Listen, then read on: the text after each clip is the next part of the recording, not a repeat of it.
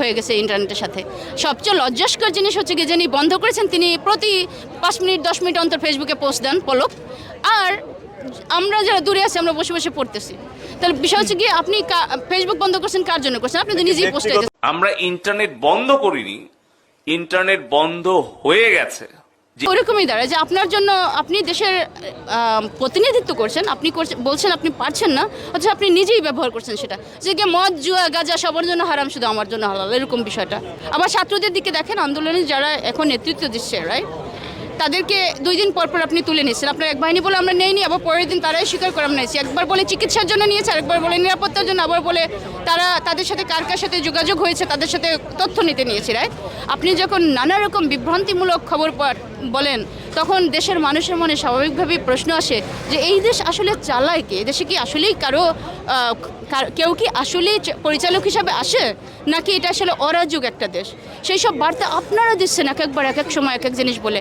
একটা মানুষ একটা দলের হেড, সেটা আপনার শত্রু হতে পারে, সে যদি নাই হয়ে যায় সেই দায়ও আবার আপনার। যে আপনার দেশ থেকে যে কোনো মানুষ নাই হয়ে যাবে, সেটা উদ্ধার করে দায়ও আপনার। সে কোথায় আছে সেই সংবাদ দেওয়ার দায়ও আপনার। সে দায় যখন আপনি মেটাতে না পারেন, তখনই আপনি আপনার শাসনকে প্রশ্নবিদ্ধ করেন, যেটা কি এই দেশে কি আসলেই শাসক আছে নাকি নৈরাজ্যপূর্ণ শাসক। প্রবাসীরা আমরা একটা জিনিসই চাই, যে মা যদি ভুল করে থাকেন মাপ চান, সরাসরি মাপ চান, তো লজ্জার কিছু নেই। আপনি ক্ষমা চান, আর যেভাবে হোক, আর যদি একান্তই মনে করেন যা ক্ষমা আপনাকে দিয়ে হবে না, আর আপনি এই শাসন আসলে এইগুলি এইভাবে চালাতে পারবেন না, তাহলে যেখানে আমাদের এই প্রধানমন্ত্রী নেই সেই দেশও কিন্তু চলতেছে। যে কাজ আপনি পারবেন না সেটা ছেড়ে দেন। এটাই যে আপনি যদি চালাতে পারেন চালান, আর না একান্তই যদি আপনি বলেন শিবির রাজাকার, এখন দেখেন দলে দলে লক্ষ লক্ষ কোটি কোটি মানুষ রাস্তায়, সবাই যদি রাজাকার হয়, সবাই যদি খারাপ হয়, সবাই যদি আপনাকে না মানে, সবারই তো আপনি তারাই দিতে পারবেন না এই দেশ থেকে। তাহলে আপনি বলেন যে আমি চেষ্টা করেছিলাম, আমি পারিনি, ঠিক আছে। আপনি তো বলেন আপনি ভালোবাসার কারণে ক্ষমতায় আছেন, আপনি দেশের মানুষের কল্যাণ চান, তো সেটাই বলেন যে আমি যেহেতু ভালোবাসি, আমি যেহেতু কল্যাণ চাই, যা কিছু উন্নতি যা কিছু করেছি মানুষের জন্যই করেছি, তা তোমাদের থাকলো, আমি চললাম। আর না হলে আপনি কিভাবে সমঝোতা আসা যায়, কিভাবে সবাইকে নিয়ে একটা সৌহার্দ্যপূর্ণ একটা সুশৃঙ্খল মানে দেশ গঠন করা যায়, যেখানে সকল নাগরিকের, আমি আবারও বলছি সকল নাগরিকের, আপনাকে যে ভালোবাসে এবং আপনাকে যে অপছন্দ করে, সকল নাগরিকের অন্তত আস্থা থাকবে। আস্থা এবং ভালোবাসা এক না, সেটা আপনিও জানেন, আপনারাও জানেন, আমিও জানি। যে আস্থা ভালোবাসা না থাকবে, অন্তত আস্থা থাকবে, যে তারা যা বলে সেটা সত্য কথা বলে, যা ঘটে সত্য ঘটনা বলে।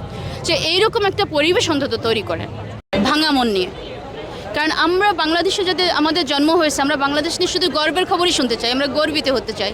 সেখানে নিজের জন্মভূমির শাসকদের বিরুদ্ধে আমাদের দাঁড়াতে হবে, এটা আমাদের অত্যন্ত লজ্জার এবং বেদনাদার। এটা দিয়ে শুরু করতে চাই।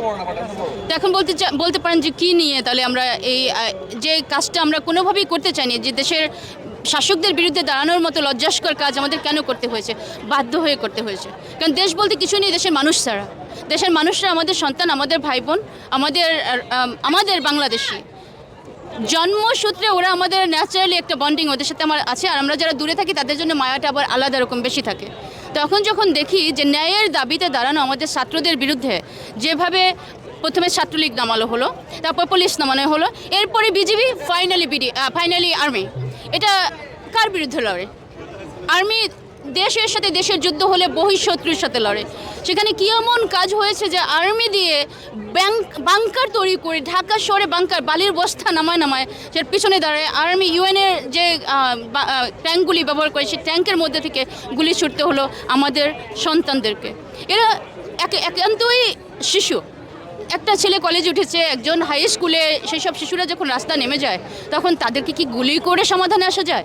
আর যে বাচ্চাগুলি নেমে গেছে তাদের তো জীবনের ভয় ছাড়াই নেমে গেছে। আপনারা দেখেছেন যে যখনই গুলি শুরু হয়েছে, কোথায় ভয় পাবে? এরা তো দামাল ছেলেপেলে, এরা তো ভয়ঙ্কর রকম উদ্যমে নেমেছে, এরা তো মৃত্যুকে পরোয়া করে নামেনি।